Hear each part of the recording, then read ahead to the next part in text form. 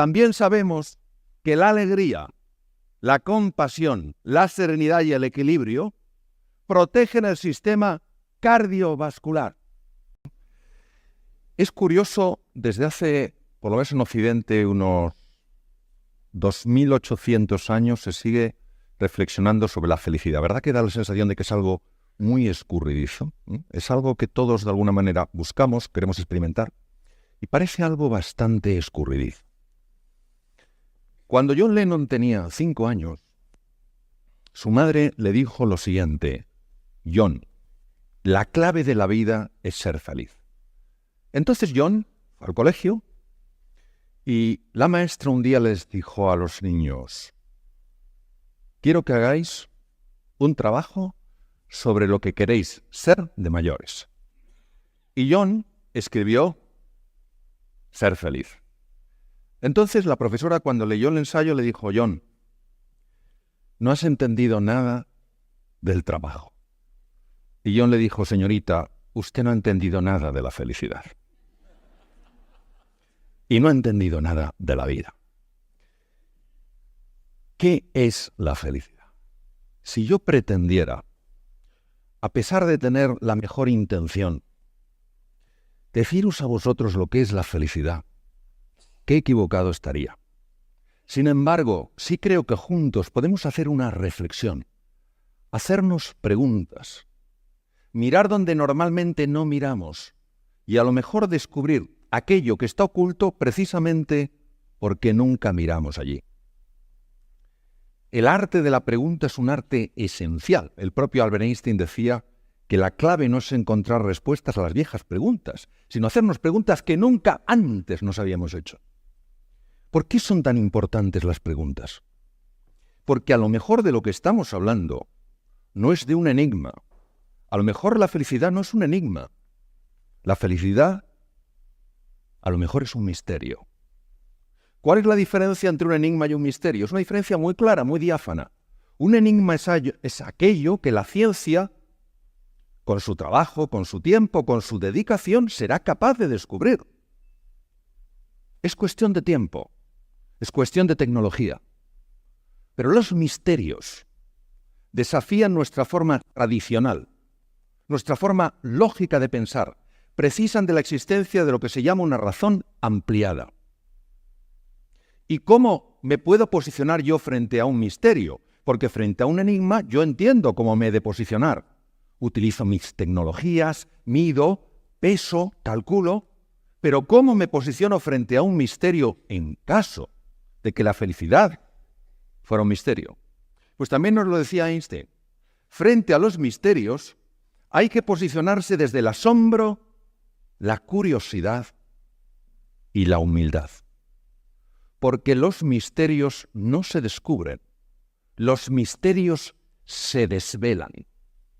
Por tanto, si la felicidad fuera un misterio y no un enigma, nosotros lo único que podemos hacer es ponernos en unas condiciones adecuadas para que ese misterio, esa felicidad, se desvele ante nosotros y podamos experimentarla.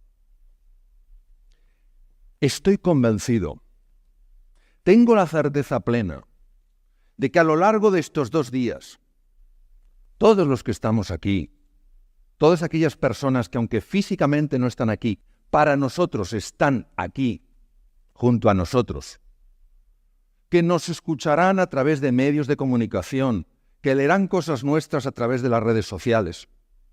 Estoy convencido que todos vamos a salir de aquí con una idea más clara, con una idea más luminosa de eso que es la felicidad.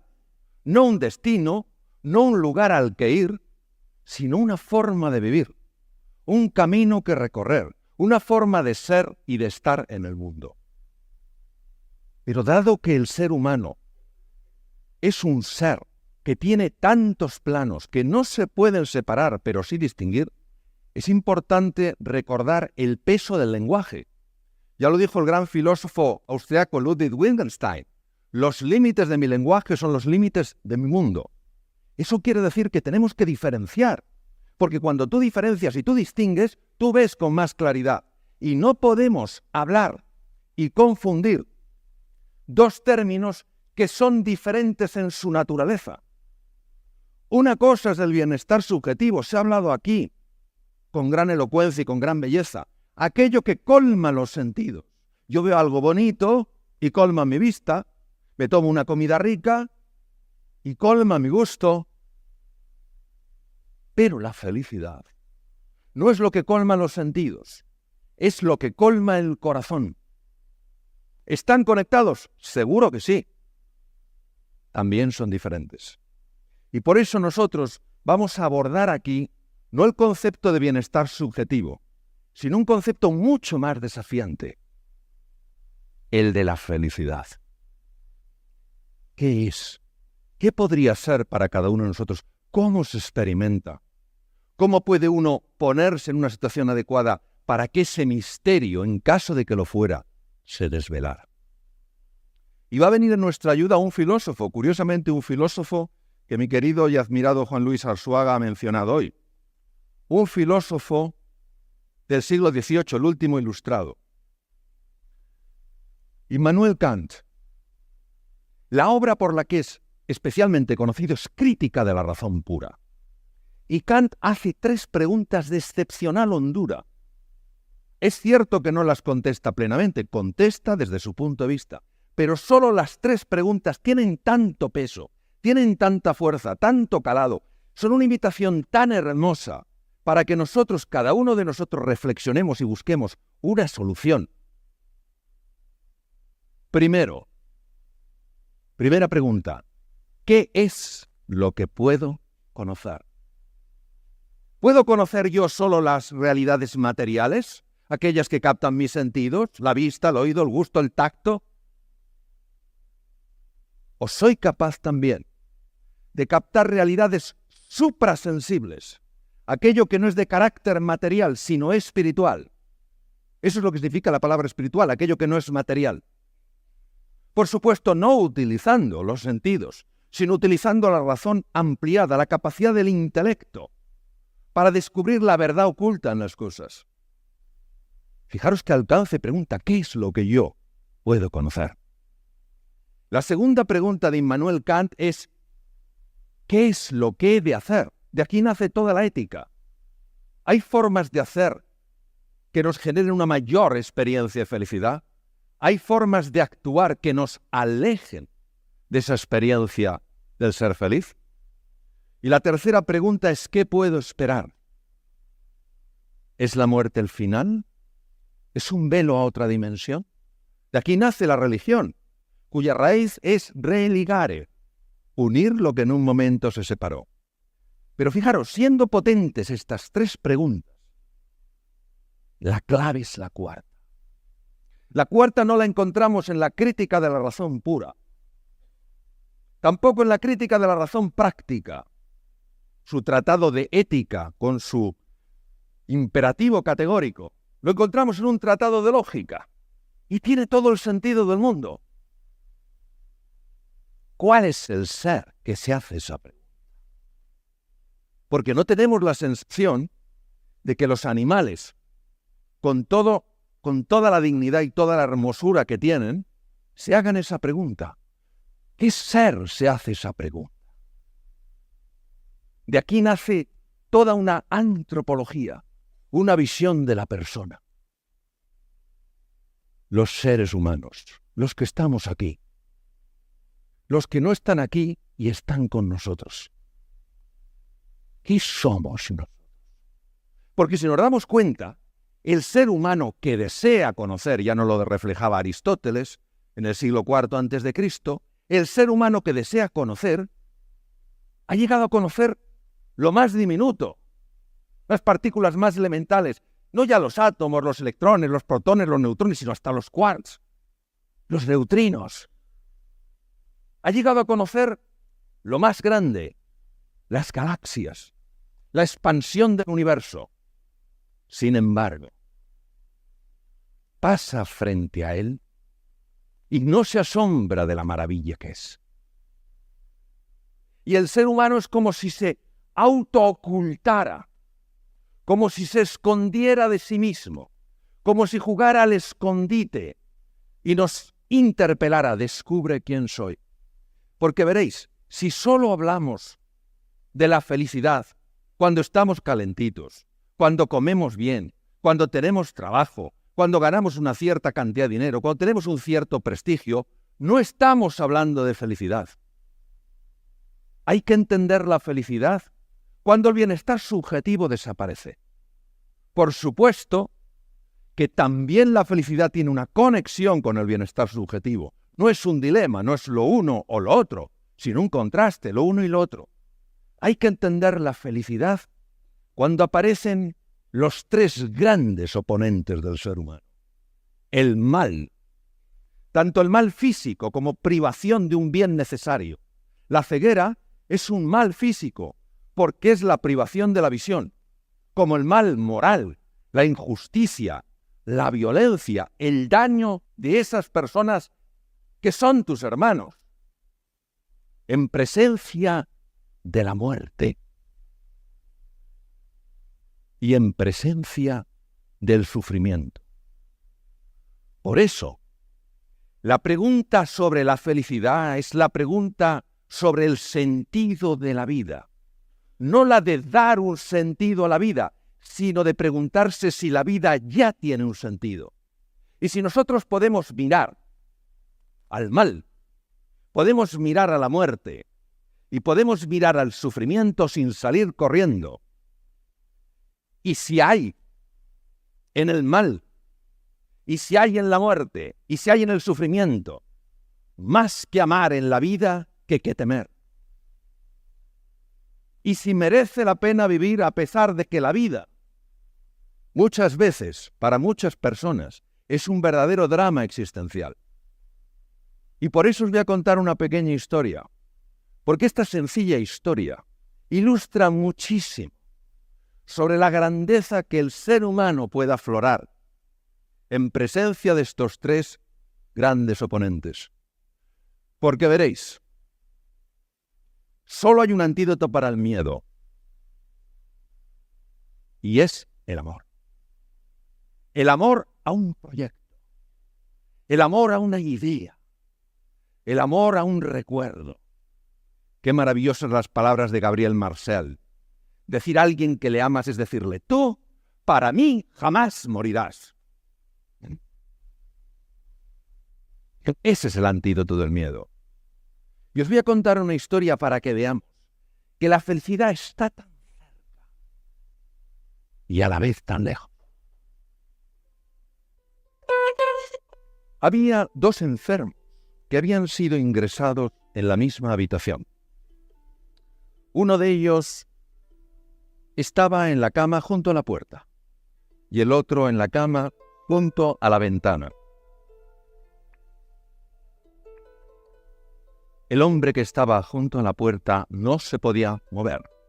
Su condición médica impedía que los profesionales sanitarios le levantaran. El enfermo que estaba junto a la ventana era levantado 2 veces al día y se sentaba en una silla junto a la ventana. Un día, el enfermo que no se podía mover, el que estaba junto a la puerta, le dijo a su compañero de habitación: «Se me hace tan duro estar aquí, encerrado en estas 4 paredes. Ya no puedo más. Tú que tienes la fortuna de estar junto a la ventana, dime qué ves». Y el otro le dijo: «Claro que sí. Mira, desde aquí se ve un parque precioso. Está lleno de árboles. Hay un montón de pájaros. Pájaros negros, yo creo que son mirlos. Veo un montón de niños jugando, claro, al balón. Y hay un estanque y veo unos barquitos. Gente por ahí jugando. Parejas de novios. En todos los parques los hay». Ese relato hacía que el enfermo que estaba junto a la puerta tuviera esos instantes de paz, de serenidad, de esperanza y de ilusión. Pero un día, el enfermo que estaba junto a la ventana murió. Y con gran tristeza su compañero de habitación vio cómo se lo llevaba.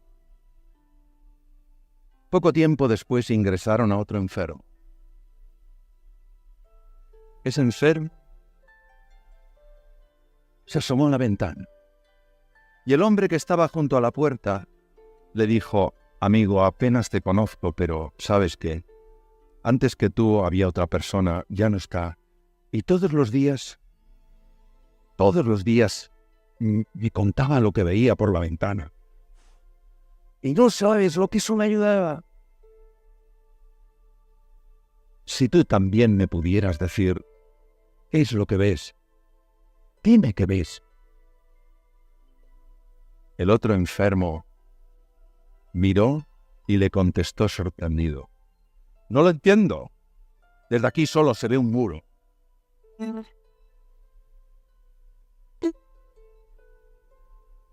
Quiero que seamos conscientes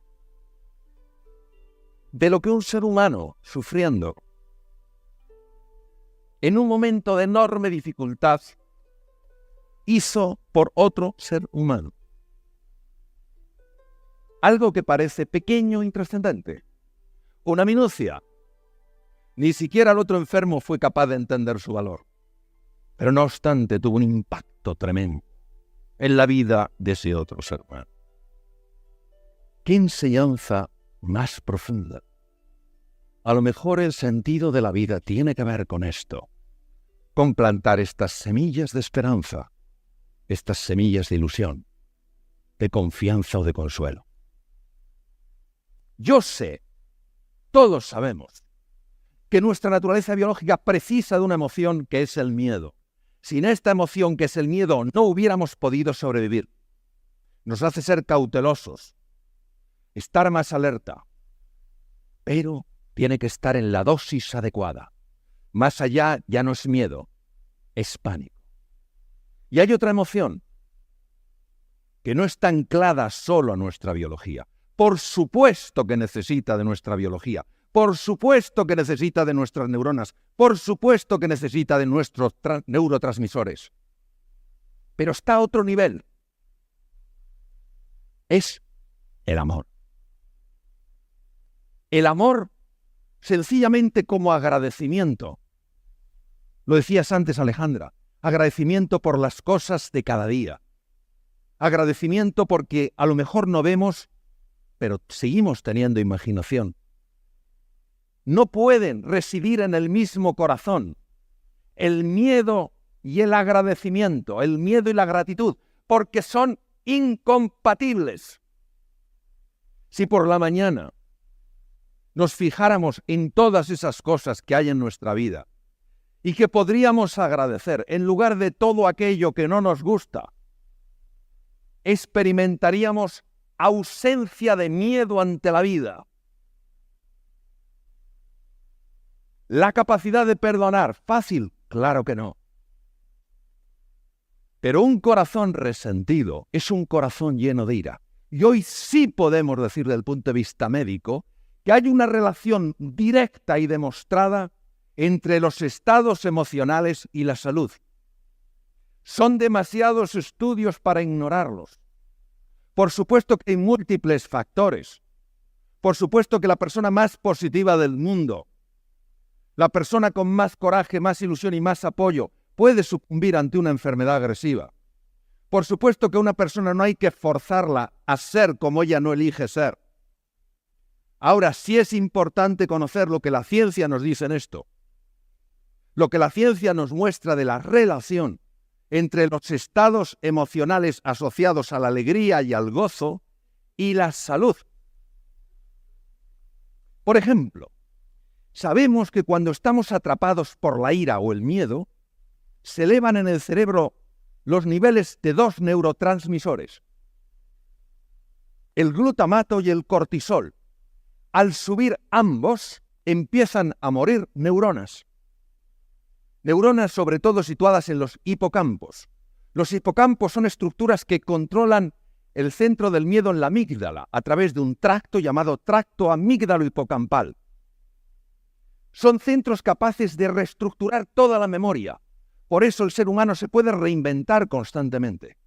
Sin embargo, Cuando en nuestro interior existe alegría y existe gozo, no solo no se elevan los niveles de glutamato y cortisol, sino que se eleva un neurotransmisor radicalmente distinto, la dopamina. La dopamina, que está en el haz mesolímbico, uno de los circuitos más importantes de recompensa del cerebro, hace que sintamos gratitud, que sintamos plenitud, que sintamos alegría. Y además es una hormona clave en la confianza. Por eso el amor te ayuda a ser valiente. Vosotros y vosotras haríais por amor lo que no haríais nunca por dinero. Dentro de cada uno de vosotros y de cada vosotras hay un héroe, una heroína dormidos. Lo que pasa es que para que despierte hace falta el estímulo adecuado. Y ese estímulo solo es el amor. El amor a un sueño, a un ideal, a una persona. Además sabemos que esas personas que dedican parte del tiempo a reflexionar sobre el amor, a reflexionar sobre la compasión, y mañana tendremos la increíble fortuna de tener a Mathieu Ricard, uno de los seres humanos que más ha contribuido a que estos estudios existan. Se ha visto que se activa especialmente la zona prefrontal izquierda, justo detrás de la frente y encima de la órbita izquierda. Esta zona de las emociones positivas activa el sistema parasimpático, cuyos efectos en la salud ya veremos después. Aquí tenemos, por ejemplo, una resonancia magnética, funcional magnética, y observaréis cómo, mientras meditas una meditación sobre la compasión, conectar con el sufrimiento de otro ser humano, lo que hacía el enfermo que estaba junto a la ventana, aumenta el riego prefrontal izquierdo. Evidencia clarísima, no solo de que el cerebro está metabolizando de una manera distinta, sino de que se está reinventando, se está transformando. Los estudios con electroencefalografía han demostrado que cuando una persona está embargada por la alegría, por el gozo, por la compasión, ese ritmo trepidante llamado el alto beta, es el ritmo del Homo faber, el ser humano que solo hace, que no para de hacer, en las prisas, ese ritmo se enlentece. E incluso con ojos abiertos, empiezas a entrar en un ritmo alfa que es sumamente beneficioso para la salud y además muy vista su conexión con la creatividad.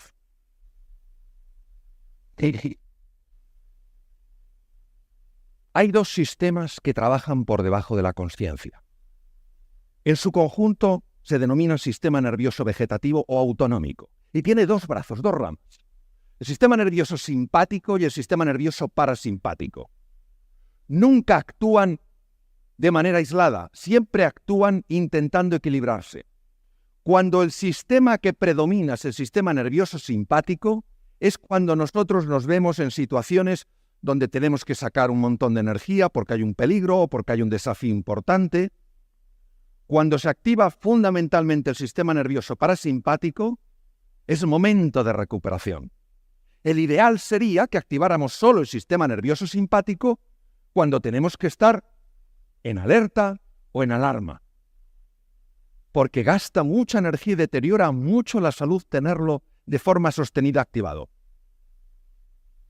Sin embargo, sabemos que cuando somos presas de la ira, del resentimiento, de ese nihilismo, de esa falta de sentido en la vida, de este pensar que solo somos, materia, cuando eso genera desesperanza, que no tiene por qué hacerlo, afecta al sistema cardiovascular.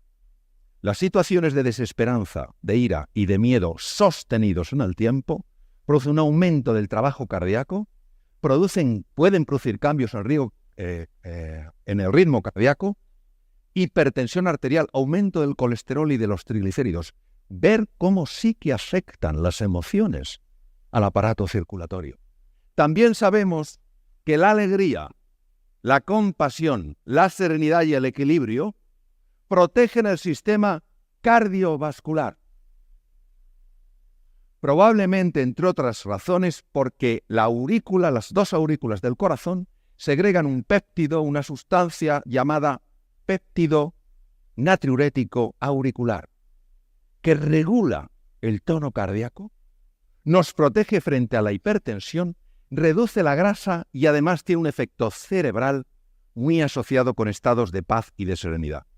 Pero si eso fuera poco, hoy sabemos, porque se han encontrado las conexiones microscópicas, que ese sistema nervioso simpático y parasimpático llega hasta los ganglios linfáticos. Los ganglios linfáticos son centrales donde se producen linfocitos que actúan frente a bacterias, virus y tumores. La hiperactividad del sistema nervioso simpático asociado, repito, a estados de ira, de resentimiento, de miedo, dificulta la generación de nuevos linfocitos por el sistema linfático, mientras que la activación del sistema parasimpático favorece la producción de linfocitos. Además, actúa sobre el bazo. El bazo es un centro linfoide importantísimo. No es solo el lugar donde se destruyen los glóbulos rojos viejos. Es un lugar básico para luchar contra bacterias, virus y tumores. También llega el sistema nervioso vegetativo ahí. Qué importante es que esa central de máxima importancia produzca células de defensa. Y también hay conexiones a la médula ósea, donde no solo se producen glóbulos rojos y glóbulos blancos, los leucocitos, los polimorfonucleares, sino también las plaquetas. Claro que la faceta emocional y la faceta biológica de un ser humano están conectadas, porque son planos que se pueden distinguir, pero no se pueden separar. Somos una unidad. Esta es una fotografía preciosa de una médula ósea, donde veis los elementos formes, de los que luego saldrán nuestros glóbulos rojos, nuestros glóbulos blancos y nuestras plaquetas. En el mismo corazón, repito, qué bien lo dijo Eduard esta tarde al comienzo, el miedo cuando anida en nosotros, en el mismo corazón no puede anidar el miedo y la gratitud.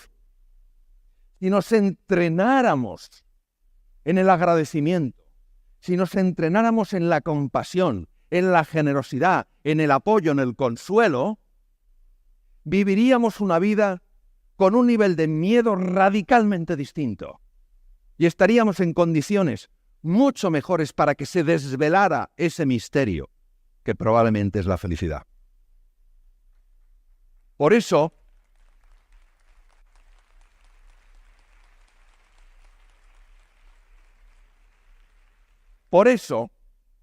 al final, Jean-Paul Sartre, existencialista francés, premio Nobel, ya hemos escuchado un comentario dentro de muchos comentarios que él hizo y que no le merecieron gran afecto, no porque potenciara la individualidad, sino el individualismo. Con ese, el infierno son los demás. Pues a ver si a lo mejor en la vida no hay amigos ni enemigos, sino simplemente maestros. El gran Confucio, 25 siglos atrás, en China, decía: si ves a un hombre bueno, imítale. Si ves a un hombre malo, examínate a ti mismo. Por eso, y con esto termino, para mí, el sentido de la vida, la base de la felicidad, es plantar semillas de esperanza, de ilusión, de confianza, de entusiasmo, de inspiración, aunque a lo mejor yo no las vea florecer. Y aceptando que en esas semillas existirá la imperfección de eso que tengo de barro.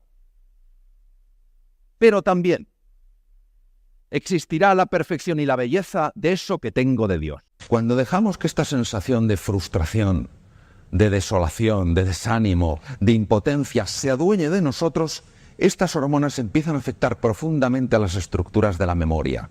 De hecho, tienen la capacidad de combinarse con un mediador que es el glutamato en el lóbulo temporal y empezar a matar neuronas de la memoria. Neuronas de la capa K3. Por eso se ha podido demostrar cuando se ha metido personas como nosotros conscientes en cascos como de tomografía de emisión de positrones, que cuando permanentemente tenemos la sensación de que nos tenemos que adaptar a ese famoso cambio para el que no nos sentimos preparados, esta ansiedad continua pero larvada lleva a la depresión. Cuando estas personas han sido metidas en los cascos de emisión de positrones que permiten fotografiar el cerebro mientras se piensa, Los hipocampos, los centros de la memoria, habían perdido el 20% de su volumen. 20% de neuronas muertas, teniendo en cuenta que es uno de los dos únicos tipos de neuronas que se reproduce. Si no, habrían perdido el 80%. Nos sentimos paralizados porque el juicio que ha hecho nuestra mente entrenada en la limitación y no en la abundancia es que no somos capaces. Aparte de esta muerte de neuronas, se ha podido observar algo que nunca antes había sido fotografiado. Cambia totalmente el riego del cerebro. Mirad, esta zona anterior tiene solo 400.000 años de antigüedad. Y en estos 400.000 años de antigüedad se generó la estructura más sorprendente que conocemos. Aquí se inventa el futuro. Aquí buscamos alternativas para hacer frente a los problemas. Aquí están los centros de la atención. ¿Sabéis qué curioso? Cuando más necesitamos estos centros, cuanto más claridad y perspectiva necesitamos, cuanto más imaginación y finura precisamos, esta zona se queda sin sangre. Y toda la sangre se va a las profundidades del cerebro, a estructuras muy antiguas que tienen 350 millones de años de antigüedad. Existían en los tiburones primitivos. ¿Qué quiere decir esto? Que cuando yo ante una situación de cambio experimento estas emociones y me dejo atrapar por ellas, en realidad las hormonas y los procesos cerebrales hacen que no pueda salir de ello. ¿Por qué? Primero porque mi área prefrontal no funciona, con lo cual ¿cómo voy a tener claridad para solucionar? Por eso cuando todos estamos enganchados en el mundo emocional y tensos, ¿a que no pensamos con claridad? ¿Cómo vamos a pensar con claridad si no tenemos riego en la zona prefrontal? ¿Y qué es lo que hacen estas estructuras de 350 millones de años? Posicionarnos. ¿Para qué? Para sobrevivir. No para imaginar, no para inventar, no para crear, no para tener perspectiva. Reacciones súper bruscas y súper rápidas, 40 milésimas de segundo. Ataque, huida o bloqueo. Veamos las reuniones en las empresas y veremos con cuantísima frecuencia se ponen en marcha estos procesos y la gente se ataca, se queda bloqueada. No quiero hablar más de esto, o se van. No puede haber generación de valor, no puede haber creatividad si nosotros no pensamos que podemos influir en cualquier circunstancia por compleja que sea. ¿De dónde viene la palabra apatía? Viene del latín apatia. Y apatia tiene dos significados radicalmente diferentes, fijaros, completamente diferentes. Apatia, por un lado, quiere decir impasibilidad del ánimo, imperturbabilidad del ánimus, del alma, frente al sufrimiento. Qué cosa tan hermosa esa ecuanimidad, tan trabajada por los estoicos desde la época de Zenón y después por Séneca. Un hombre que entendía que esa imperturbabilidad del ánimo frente a las dificultades de la vida era clave para la felicidad. Sin embargo, no es ese el concepto que vamos a analizar ahora de apatía. El concepto es el otro significado. Es la dejadez. Es la desidia. Es la falta de energía, la falta de entusiasmo, la falta de motivación. ¿Y qué refleja la apatía? Fijaros, la apatía refleja sobre todo una indiferencia. ¿Pero indiferencia acerca de qué? Indiferencia a cualquiera de los 5 aspectos de la vida de cualquier ser humano. Puede ser indiferencia hacia el aspecto físico, fisiológico. Puede ser indiferencia hacia el aspecto psicológico, el emocional, el social o el espiritual, ya que todo ser humano se mueve en esas 5 facetas. Tenemos una fisicalidad, una espiritualidad, una psicología, una emocionalidad y una sociabilidad. Y la pregunta es, ¿cuáles son las causas de esa apatía? de esa desidia, porque causas existirán seguro. Pues fijaros, si había 5 planos de la vida humana, físico, psicológico, emocional, social y espiritual, también hay 5 causas de esa apatía. El primero es la ignorancia, el no saber, la falta de conocimiento. El segundo es la falta de reflexión. El tercero es el miedo a cometer errores. El cuarto es la pereza. Y el quinto, atención porque este es clave, es la incapacidad aprendida. Y vosotros os preguntaréis, o nos preguntaremos nosotros, ¿la incapacidad se puede aprender? Si yo me siento incapaz a la hora de aprender un idioma, de manejar un programa de ordenador, de relacionarme con otras personas, ¿es posible que yo no sea así, que no tenga esta incapacidad en mi origen? ¿Es posible que la haya aprendido? Sí, rotundamente sí. La incapacidad se puede aprender. Y se puede aprender incluso a nivel de los roedores. Posiblemente os suene una de las figuras más importantes actualmente en el mundo, en psicología, el padre de la psicología positiva, Martin Seligman, uno de los experimentos que hizo en su época más juvenil, con ratitas que estaban metidas en una caja, en una jaula, y había cuadraditos, de tal manera que recibían descargas eléctricas. El equipo de Seligman generaba ciertas descargas en ciertas zonas de la jaula. Esto hizo que obviamente las ratas, para evitar esas descargas y ese sufrimiento, intentaran evitar eso mismo, aprendiendo dónde estaban las zonas de descarga. Cuando ellas creían que lo habían aprendido, los colaboradores de Seligman cambiaban las zonas a las que transmitían la descarga eléctrica, con lo cual las ratas llegaron a aceptar, a resignarse, que ellas no podían hacer nada. ¿Sabéis lo que le pasó a esas ratas? Lo que les pasó. Entraron en un estado de apatía. Se quedaron en un rincón y todas murieron. Solas. Murieron. Ella. Luego estamos hablando de algo importante. De algo que puede estar limitando nuestras vidas. Limitando que nuestras vidas sean un ejemplo de crecimiento, evolución y plenitud. Y si conocemos que la apatía puede afectar a todas las facetas del ser humano, si conocemos las causas de la apatía, ¿qué podemos hacer para superar esa apatía? Pues imaginaros una V de Victoria. El primer brazo de la V es el darte cuenta del precio que has pagado, del precio que estás pagando y del precio que vas a pagar por no gestionar eso que se llama apatía. Ese es el primer brazo de la V. Y el segundo brazo de la V es encontrar una palanca emocional, es decir, una razón lo suficientemente potente para ti como para que digas, se acabó la apatía en mi vida. Y me encantaría proponeros algunas razones para dar más fuerza a esa palanca. Por ejemplo, ¿cuáles son los efectos de la apatía en la vida física del ser humano? No cuidarte, no hacer ejercicio físico, no dormir un número adecuado de horas, no comer de una manera correcta. Pues fijaros, tiene varios efectos. El primero ya es muy claro. Se acorta la vida. Está más que demostrado que acorta la vida.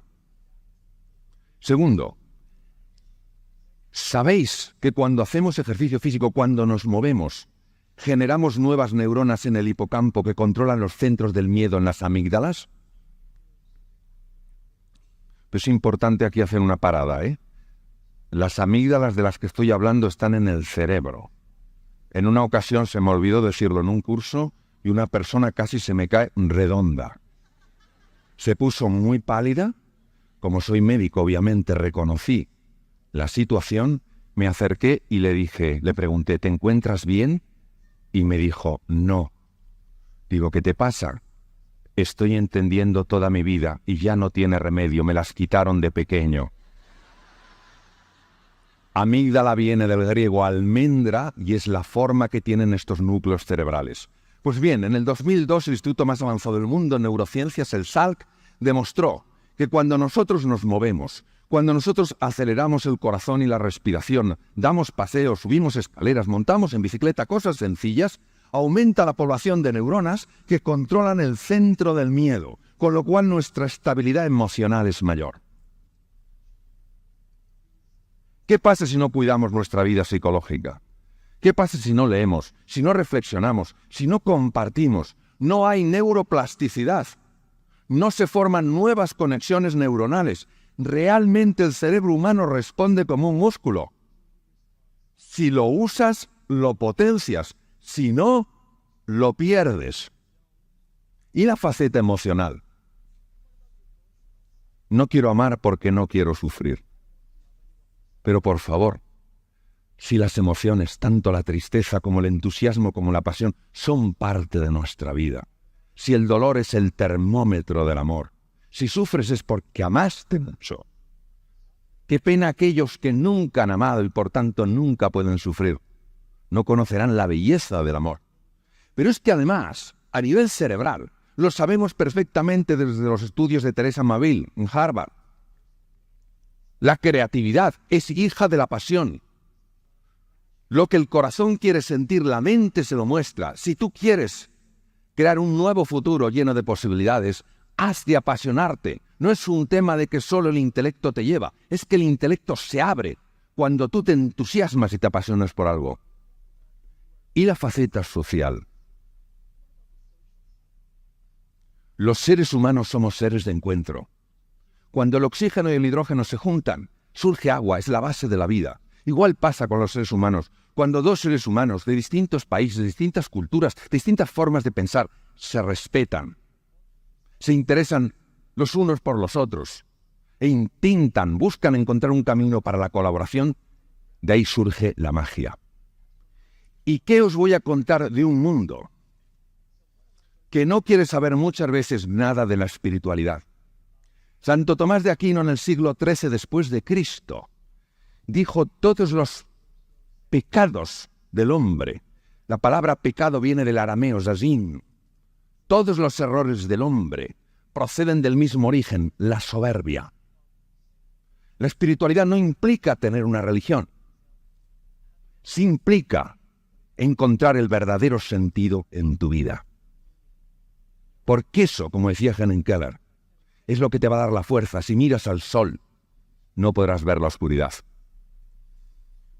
Y por eso os animo muchísimo a que encontréis vuestra palanca emocional, para que podáis decir con firmeza, con fe y con confianza, está en mí, yo puedo, vaya que sí puedo. Vamos a hablar de los sueños. ¿De qué sueños estamos hablando? Estamos hablando de esas imágenes, esas aspiraciones que una persona cuando las tiene nota que le llevan a otro nivel.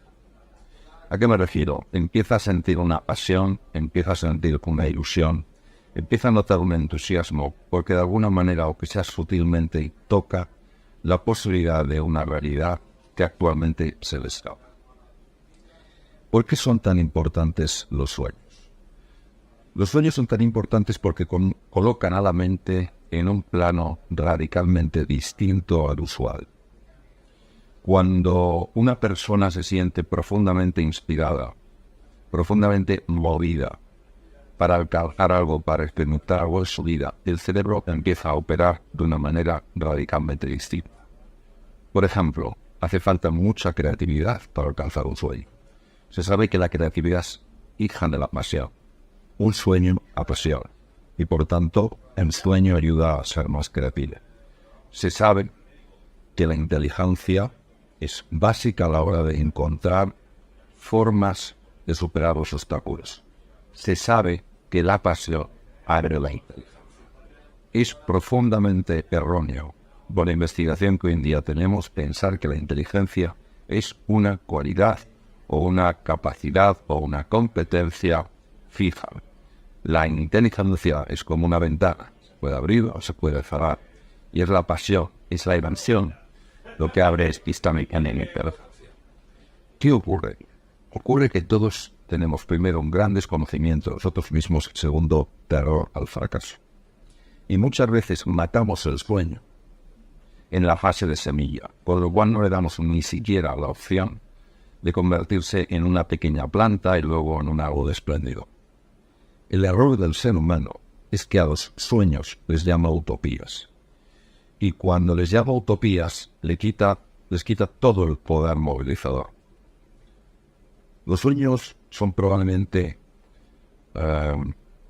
las experiencias más hermosas que conocen las personas, porque son las que nos invitan a sacar lo mejor que hay dentro de cada uno. Pero esto exige salir de la zona conocida, del status quo, de cómo nos hemos definido a nosotros mismos, y explorar facetas que nos son de momento completamente desconocidas. Y como nos encanta controlarlo todo, pues ante la incertidumbre nos bloqueamos, nos quedamos paralizados y dejamos de explorar. La zona de confort es la zona más peligrosa en la que se puede estar. La más peligrosa. Curiosamente da una alucinación de seguridad, pero no es así. La zona de confort es el lugar en el que nos hemos acomodado a vivir y sin embargo nos impide todo crecimiento y evolución. El mundo está constantemente evolucionando y si nosotros no crecemos y evolucionamos, nos quedamos atrás. Luego, hay que tener muchísimo cuidado con la autocomplacencia y hay que tener mucho cuidado con considerar que la vida está para sobrevivirla en lugar de para vivirla. Número 2, el miedo. El miedo va a ser nuestro compañero toda la vida. Nacimos miedo y moriremos con miedo. Es decir, el momento en el que, si tenemos tiempo para darnos cuenta, llegue nuestro punto final, posiblemente también experimentarás el miedo. Entonces, yo creo que el problema no es el miedo, es nuestra relación con el miedo. El miedo, lo único que nos pide es que seamos sensatos y cautos. No nos pide que vivamos asustados. Es inherente. Claro, hay una parte de nuestro cerebro que ha de proteger la vida y nos dice sé sensato. Es decir, si estás en la selva y ves un león, no te acerques a acariciarlo, haz lo que puedas para salir adelante. No es malo sentir miedo, hay que afrontarlo. No, lo que pasa es que hay un tipo de miedo que a mí me gusta más llamarlo pánico y que procede de la mente y que nos proyecta todo tipo de horrores que nos puede pasar si las cosas salen mal. Y ese es el miedo que hay que superar. Y el miedo no se supera no sintiéndolo. El miedo se supera sintiéndolo y a pesar de eso dando un paso adelante porque hay algo de suficiente importancia para ti como para que no permitas que el miedo te pare. Por tanto, el antídoto del miedo es tu nivel de compromiso. Si tienes un nivel de compromiso realmente grande, realmente fuerte, el miedo no te parará. ¿Sentirás miedo? Sí, pero harán las cosas a pesar del miedo. Tenemos la idea de que los cambios radicales en la vida de una persona son eventos. ¿Qué es un evento? Algo que sucede súbitamente. De repente una persona cambia. Y no nos damos cuenta de que esto carece de todo tipo de realismo. Los cambios radicales en una persona son fruto de que esa persona en un momento determinado de su vida tomó una decisión firme. Y a lo largo de una serie de días, meses y años, ha mantenido esa decisión a pesar de dificultades, obstáculos, incomodidades e inseguridades. Y al cabo de meses, años, algo fundamental se transforma. Lo importante es darse cuenta que no se transformó ese día donde apareció la nueva cualidad, sino que lo que ha surgido es el resultado de un montón de días, de meses y de años, donde esa persona ha mantenido su compromiso y cada vez que se ha caído, cada vez que ha fracasado, se ha vuelto a levantar. No hay en mi experiencia cortocircuitos en esto, no hay caminos fáciles, por eso para mí la palabra clave es compromiso. Estás lo suficientemente comprometido en tu decisión como para que la vida te haga un test cada día y lo superes. Estás lo suficientemente comprometido para seguir adelante a pesar del dolor, a pesar de la dificultad, a pesar de los obstáculos, o en cuanto te caigas, vas a decir, no, esto no funciona. Al final es eso, es el compromiso. Y lo que sabemos, y esto lo sabemos muy bien en neurociencias, es algo muy sencillo y muy de sentido común, que a veces se nos puede escapar. Cuando una persona está de verdad comprometida, al cerebro no le queda otra salida que abrir la ventana de la inteligencia y la creatividad para buscarle una solución. ¿Qué ocurre? Que muchas veces, como no persistimos, como ante el dolor echamos para atrás, como ante el dolor nos sentimos pequeños, le damos al cerebro una salida fácil. Y si el cerebro tiene una salida fácil, olvidémonos de que busca una solución. La mente es una estructura, por llamarla de alguna manera, con un poder, con una potencia difícil de describir, y cuyo impacto se podía ver en el campo de la medicina. Lo que ocurre es que la mente, sobre todo una parte de la mente, esa la mente egoica, tiene la tendencia a teñir las cosas de una forma oscura, a maximizar la sensación de riesgo, a minimizar la sensación de capacidad. Y esto genera unas limitaciones que las vivimos como reales cuando son solo mentales. Por eso cuando la mente se estira, cuando la mente se amplía, la realidad nunca se vuelve a ver de la misma manera. Se alcanza una percepción diferente de la realidad. Y por eso yo creo que para ser realista hay que tener ese sueño del que se hablaba antes, que es un sueño radical, y teniendo ese sueño radical, es decir, sabiendo lo grande de esa empresa, de esa gesta, cada día dar un paso pequeño, pero pensando en grande. Esto es maravilloso, y cualquier persona que nos esté escuchando que le guste la cocina, por su propia experiencia sabrá que es así. ¿Cuántas veces no habré escuchado yo, incluso a grandes maestros de la cocina, decir, con los mismos ingredientes, exactamente con los mismos? Si a mí me hace ilusión preparar ese plato, porque es para una persona querida, el plato sabe mejor que si lo tengo que preparar porque tengo que prepararlo por obligación. Pero esa es actitud. Entonces, ¿qué ocurre? Que ese ingrediente no fácil de captar, no fácil de entender por la razón, por la conciencia ordinaria, que es el cariño que pones en algo, tiene un impacto tremendo. Por eso, un paso pequeño. Pero cuando sabes que ese paso te está llevando a algo grande, es un paso que tiene un impacto radicalmente distinto. Lo que mueve al ser humano de verdad, lo que al ser humano auténticamente le lleva a aflorar la mejor versión, es que el tipo de sueño que tenga le ayude a mejorar como persona y le ayude a contribuir al bienestar de otros seres humanos. Si el sueño que tiene es un sueño para ser alabado por los demás, si es un sueño para obtener reconocimiento, para obtener posesiones, para obtener dinero, para ser popular, ese sueño no tiene fuerza para mover el aspecto realmente grande del ser humano. ¿Por qué? Porque en el primer caso, ese sueño está vinculado a una dimensión de la persona que se llama el ser, y en el ser es donde está la gran fuerza de la persona. Mientras que en el segundo caso, cuando yo persigo un sueño para que los demás me admiren por el logro, para obtener una gran cantidad de reconocimiento o de dinero, o para ser una persona muy popular, ese sueño está movido por el ego. El ego no tiene ningún poder. La única capacidad que tiene el ego es de engañarnos. No permitan que nadie decida su potencial. No permitan que nadie decida hasta dónde puede llegar en la vida. Porque eso solo lo conoce quien les creó. No las personas que les despidieron o que no les facilitan que encuentren un trabajo. Esta sensación potente, plena, de confianza en su valor y en su capacidad les ayudará muchísimo, no solo en la vida, sino a la hora de encontrar ese espacio que desde luego merecen donde puedan llevar a cabo su desempeño profesional.